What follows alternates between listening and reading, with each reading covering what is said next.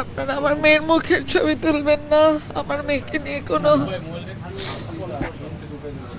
View ব্যবসা করবেন না। আমার মেয়ের জন্য দোয়া করেন। আপনারা এতগুলা মানুষ আছেন, আমার মেয়ের জন্য দরুদ শরীফ পড়েন, সূরা ফাতিহা পড়েন, আমার মেয়ের জন্য দোয়া করেন।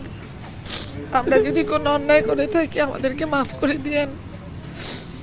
আমার মেয়েকে যেন আল্লাহ মাফ করে দিয়ে অনেক ভালো জায়গায় রাখে, আপনারা সেই দোয়াটা করেন।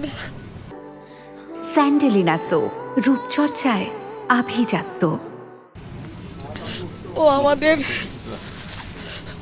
বাসার একটা হাট ছিল, ওকে ছাড়া আমাদের জীবন অর্ধেকের বেশি চলে গেল।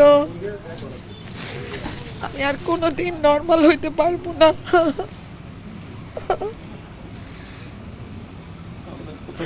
আমার মেয়ে এত ট্যালেন্টেড একটা মেয়ে, এত ক্রিয়েটিভ, আমি তাকে বাঁচাতে পারলাম না। আল্লাহ তার এতটুকুই হয়তো হায়াত রাখছিল,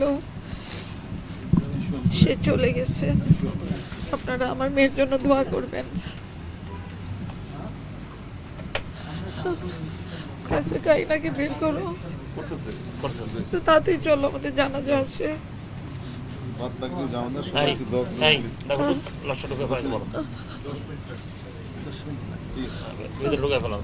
তুমি একটু গিয়ে প্রসেস করো না।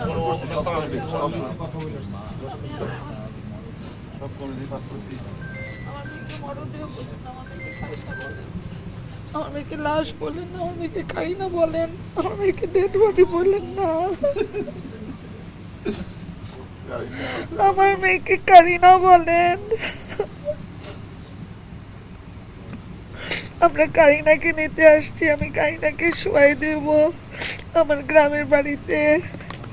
আমি সেখানে মসজিদ বানাই দিব। কারিনা সারাদিন কোরআন তেলাওয়াত শুনবে, মানুষের নামাজ শুনবে, দোয়া শুনবে, মানুষ চারিদিকে ওর থাকবে।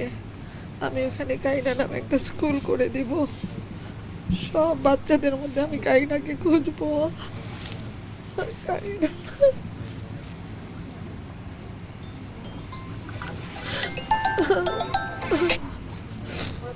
খামু বলো,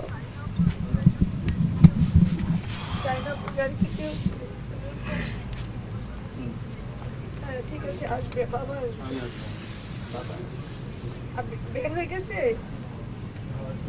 বের হয়ে গেছে, যাও।